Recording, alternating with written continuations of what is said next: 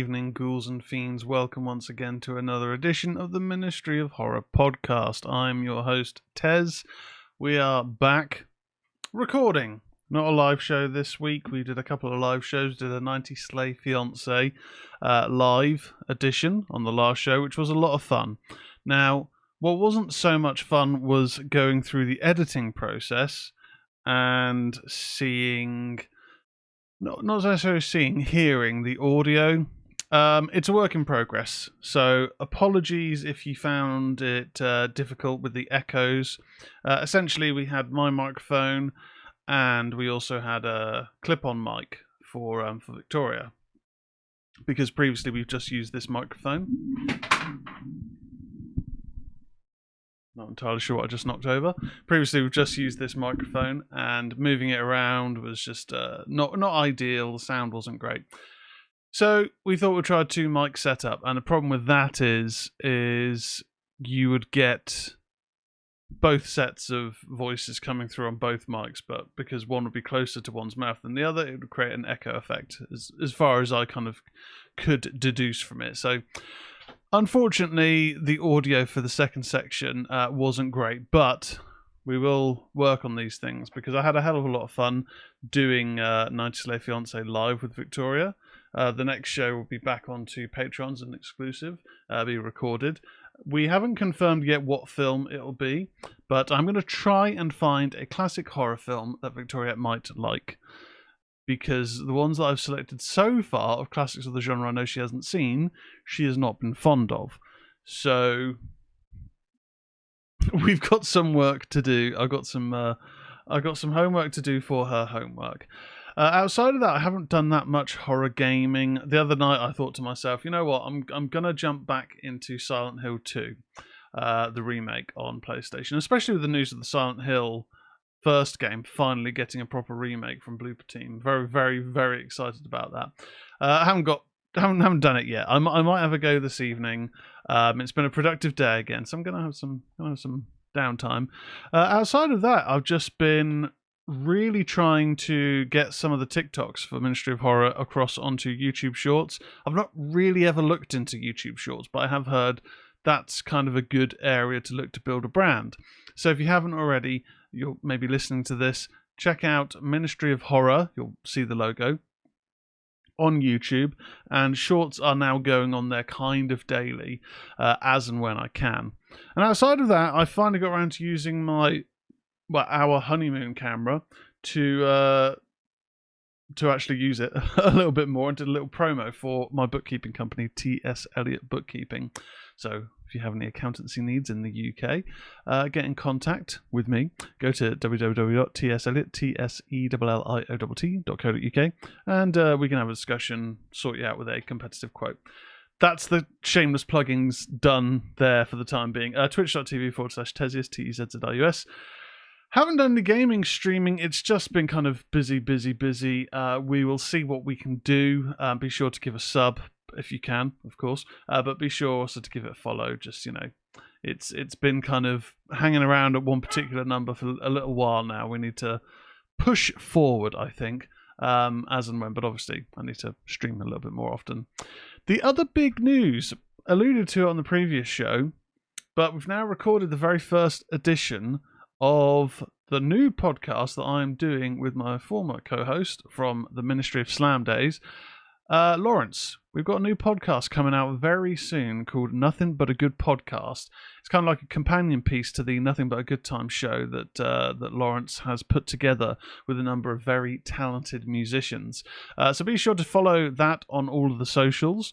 Obviously follow Nothing But a Good Time to see where they're playing, see clips of them playing, but also search for Nothing But a Good Podcast and on podcast platforms, and also YouTube, Instagram, and all of that. So you'll get the latest when that very first episode drops. A lot of fun chatting with Law once again. So if you were fans back in the day, or you like rock music, any music, be sure to give it a listen. We've got some really exciting things to discuss and get into on the next few shows. Anyway, we're keeping things concise. I probably jinxed it by saying that. We're going to jump straight into the latest in the world of horror news.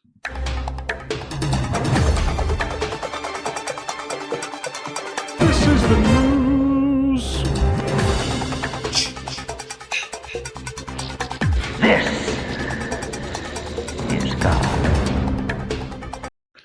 first up in the horror news, we're going to jump into some Hatchet news. So, if people watched the live stream last week over on twitch.tv/Tesius, after the show, we did a watch party. Watch party or watch alongs where we watch a film together. We used to be able to do it via Twitch, and now you have to just kind of sync it up and set it up independently. It's not a big deal. Still a lot of fun. Have a couple of drinks, chat, catch up, all that stuff. And we watched Hatchet 3 because I've never seen the second and third. I've only seen the first and Victor Crowley, which is the fourth one. But there is a little bit of news, but not necessarily the good sort of news. As with all of our horror news, this comes from bloodydisgusting.com. This is from John Squires. Hatchet 5. Adam Green updates on behind-the-scenes issues holding up Victor Crowley's return. It's now been 8 years since the release of the fourth installment in the Hatchet franchise, titled Victor Crowley, which popped up as a surprise back in 2017.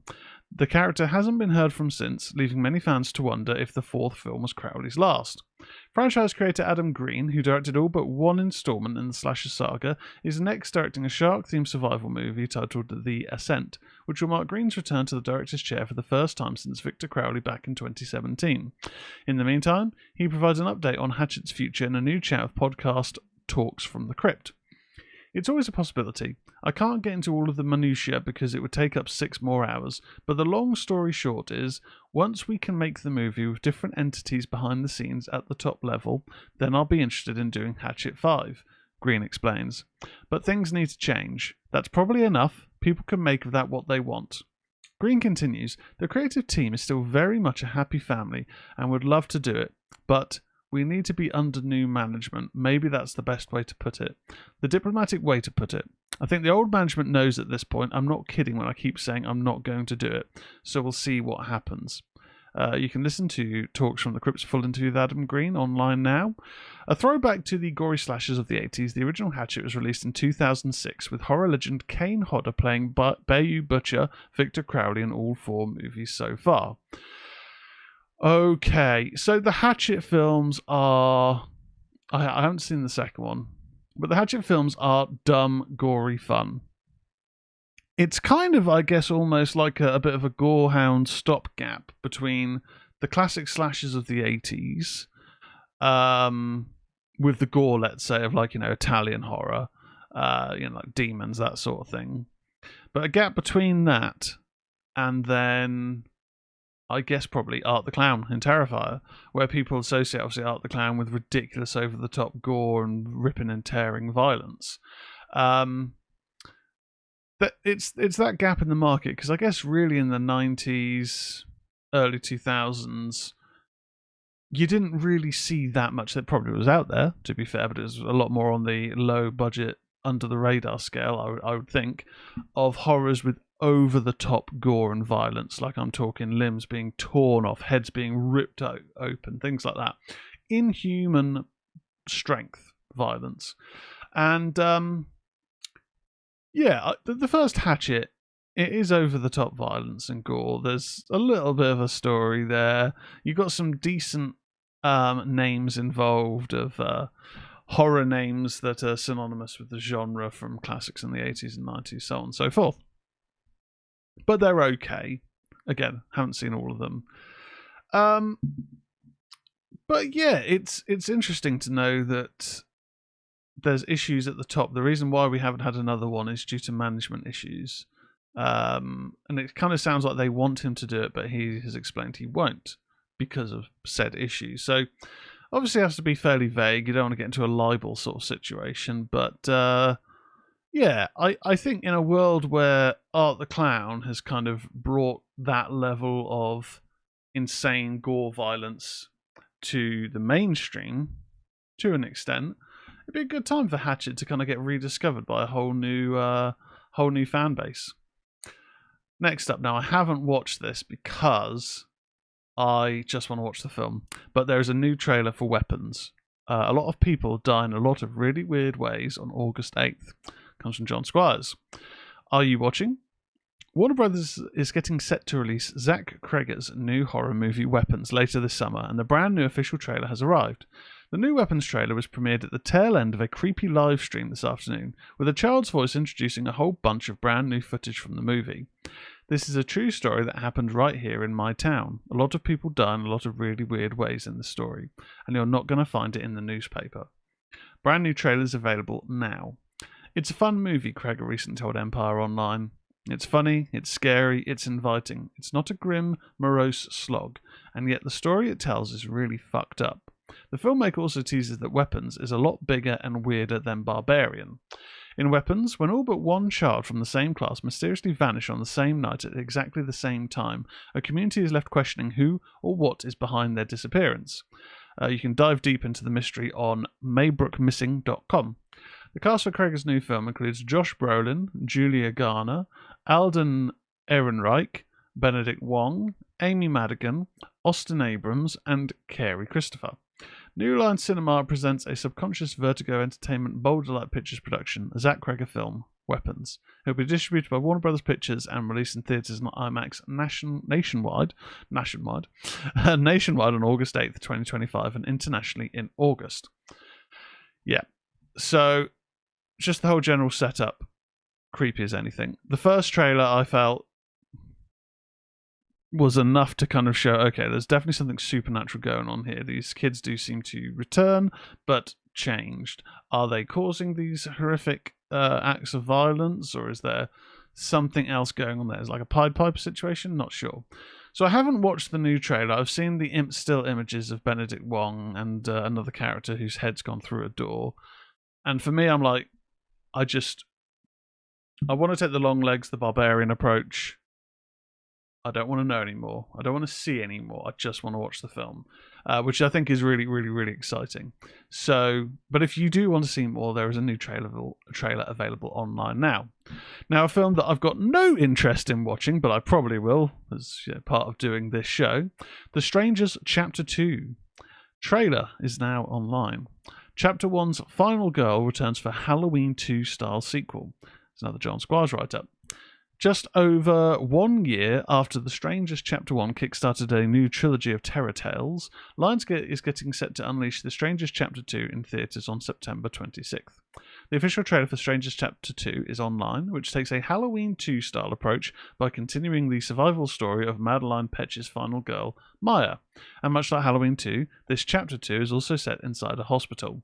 The upcoming film will also further explore the mysterious town of Venus, Oregon, and the official trailer suggests that we may be learning more about the masked killers and why they do what they do. Then again, as one character remarks, does there have to be a why?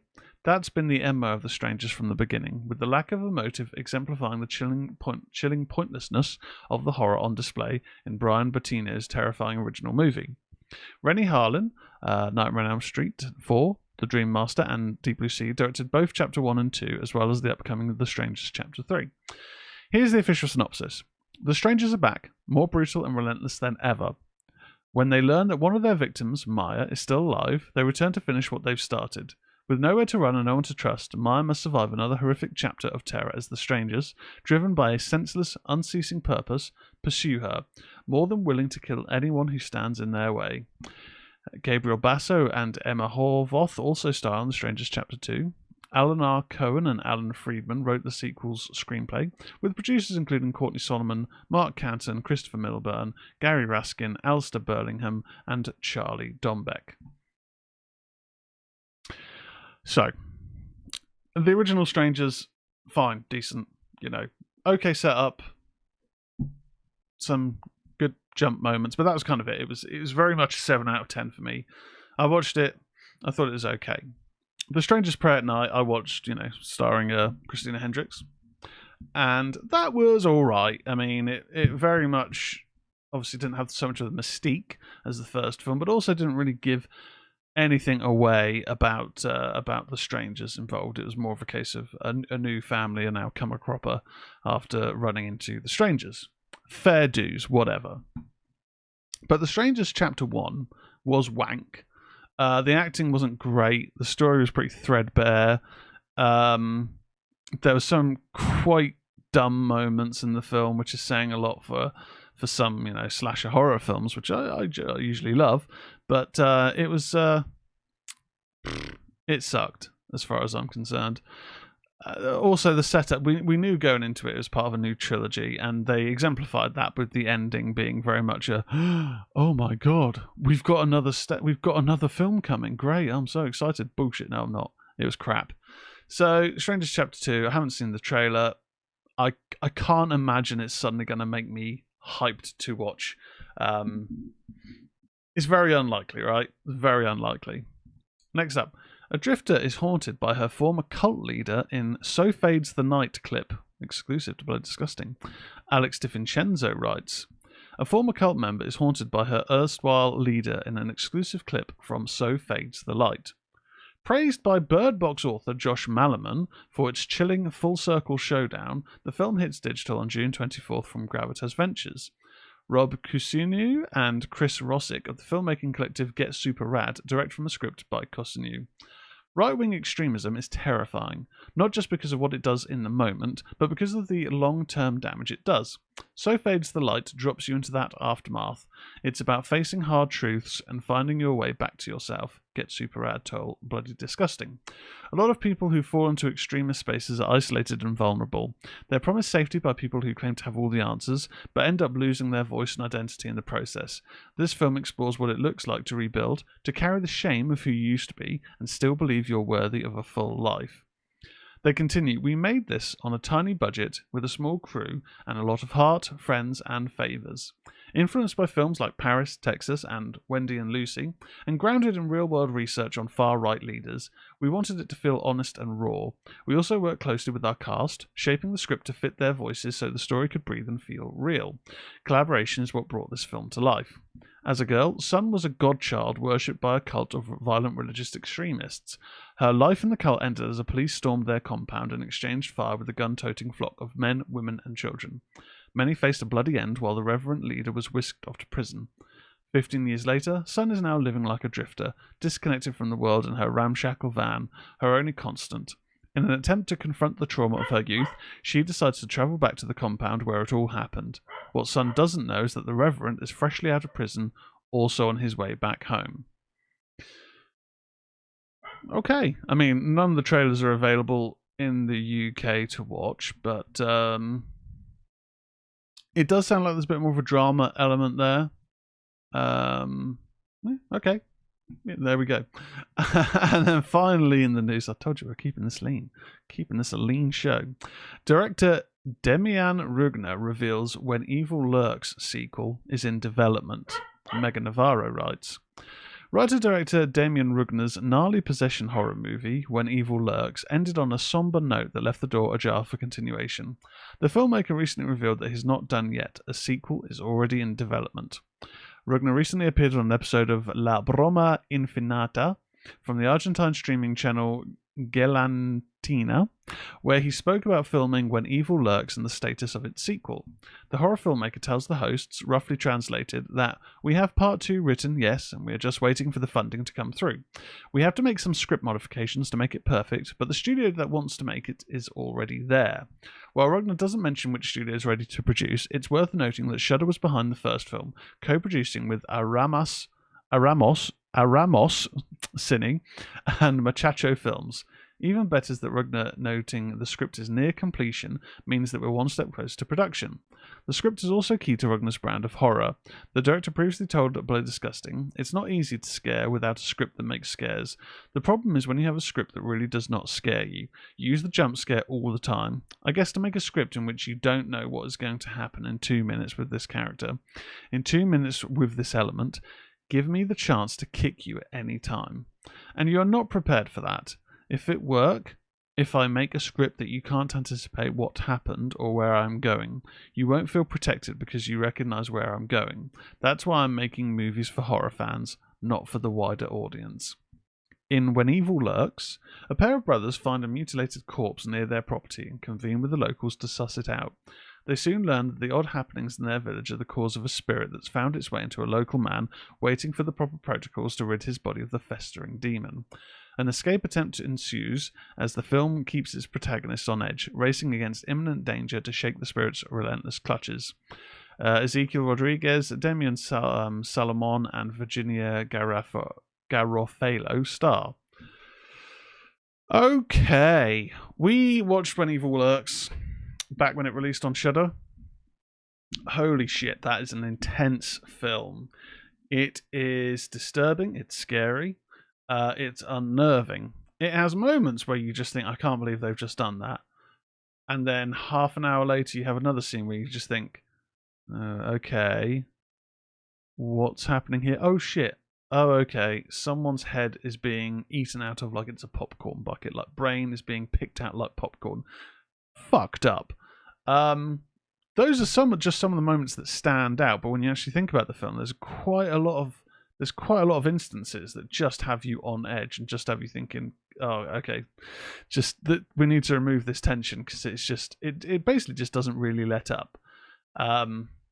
It very much is one of those films where have a strong stomach and be prepared to be prepared to be unnerved. I would say so. A sequel occurring, yeah, okay. I mean, I can't see myself watching When Evil Lurks again anytime soon, just because of how. I remember distinctly watching it in here in the Ministry of Horror HQ on the TV that's above my monitors, and Victoria being in the other room, and I think a mixture of hearing the sounds on the TV and hearing me go, "Oh my god," she started saying, "That doesn't sound like it's a very nice film." No, dear, it's really not. So I don't think she's going to want to watch that for 90 Slay Fiance, and certainly not the sequel. But yeah, I'm sign me up. Glutton for punishment, I am. Sign me up. Anyway, Ghouls and Fiends, that is it for the horror news.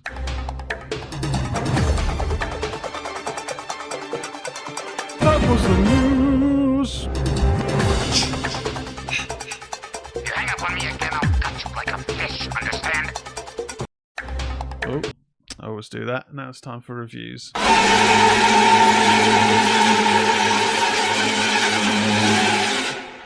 First up, we got an early screener of a film called Our Happy Place. Now, with all these reviews, we're going to talk about the highs, the lows, a little bit about the plot, and get into a score out of 10. What I enjoyed about the film, what I perhaps didn't enjoy. Now, with Our Happy Place, stars Rhea Miles, Tracy Thomas, Eugene Bird, and Paul Bickle. Also, I believe, directed by Paul Bickle. Yeah, okay, and I think maybe, written and directed by Paul Bickle. There we go, in his feature directing debut. So, it's recently celebrated its international premiere at the Rain Dance Film Festival on the 20th of June. So, we'll talk a little bit about the plot. Rhea, a lonely woman caring for her bedridden husband, is haunted by terrifying nightmares. She wakes up each morning in the forest, falling deeper into freshly dug graves beneath her. As supernatural forces torment her and the line between dream and reality collapses, she unearths a horrifying secret buried within the woods and herself. The film was written and shot during the pandemic. Working around quarantine limitations, Bickle and Miles filmed everything locally to their home outside of LA and later expanded production once restrictions eased to include 2 further cast members on set. The claustrophobia of being stuck inside during quarantine has clear influence on the film's camera work. Okay. That part's not in the film, that's just a bit about the film. So Rhea Miles is essentially front and centre for this film, with Paul Bickle playing her husband, who is in... I don't believe it actually discusses really what's occurred with him, but he is bedridden, he is essentially kind of non-responsive, and so she is like his carer, and they've got this home out in the sticks, middle of nowhere, essentially. It was something that we find out through flashbacks was a place he wanted to move to, and she wasn't so much on board with, but you know, they're quite an easygoing couple. They've got a lot of friends, and through a lot of video conversations, she chats with her friend who is also dating Rhea Miles' character's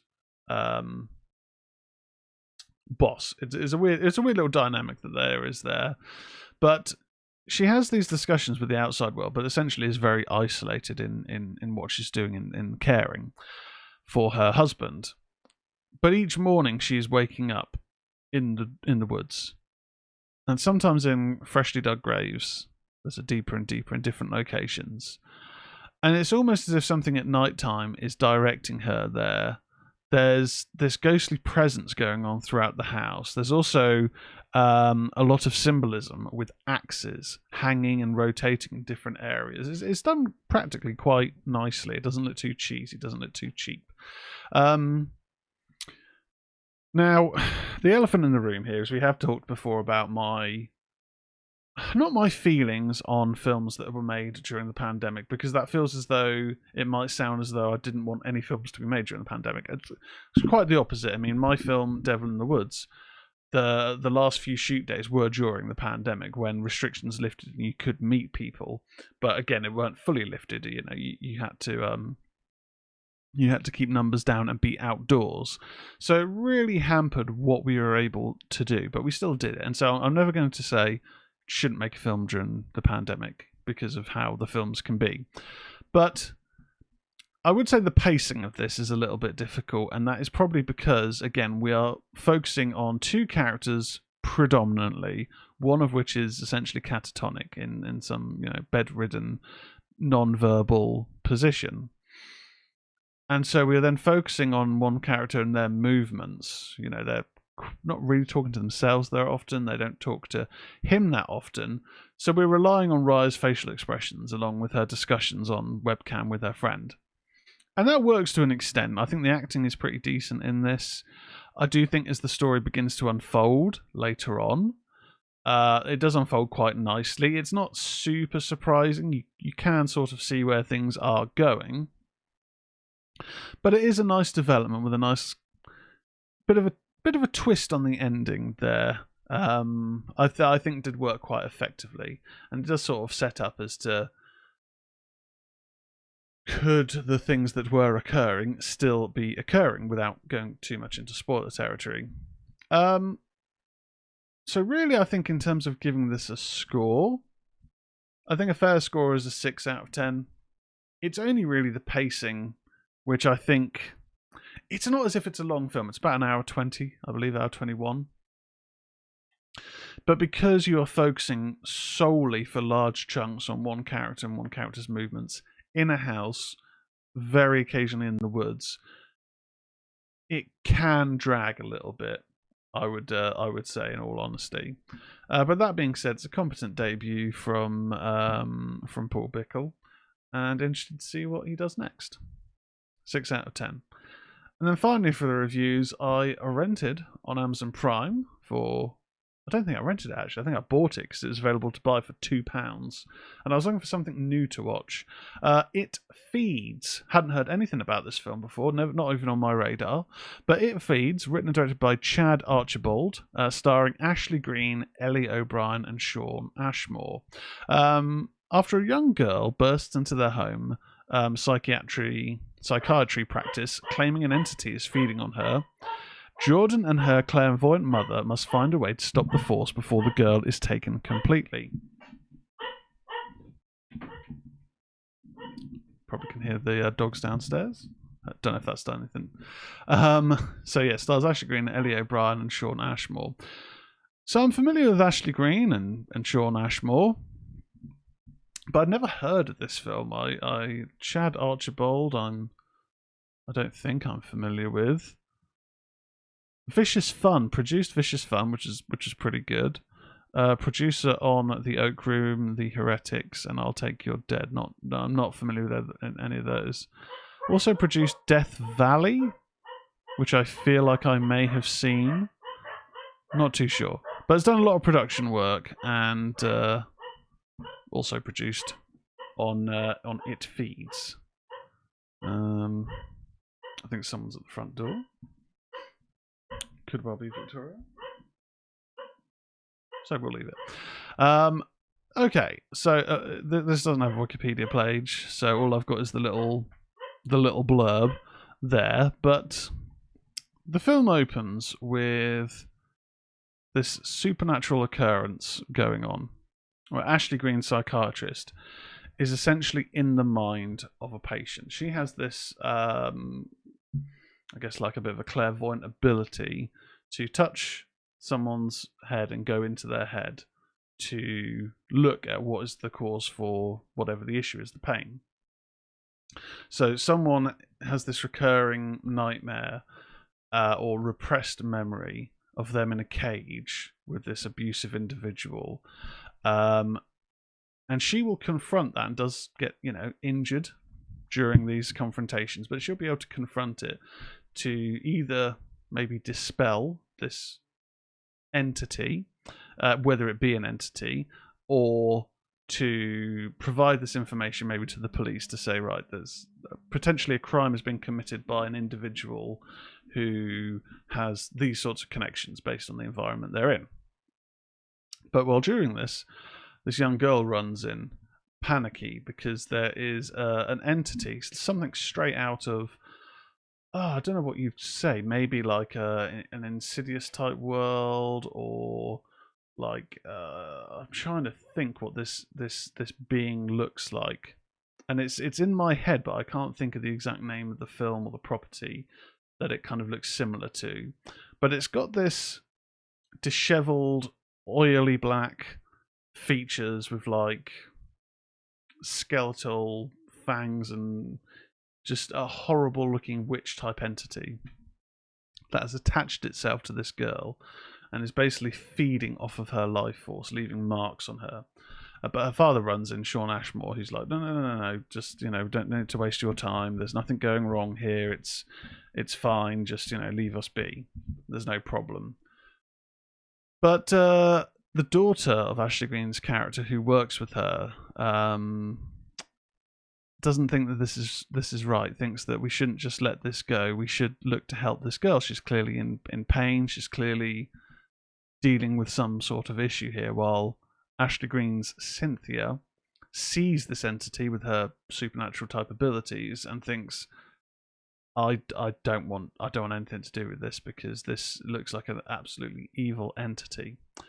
And it's from there that the story then progresses. Now, I was originally watching this on our TV downstairs in the living room, and the audio mixing, which it turns out wasn't actually the audio mixing, I think it's the settings on the TV, to be fair.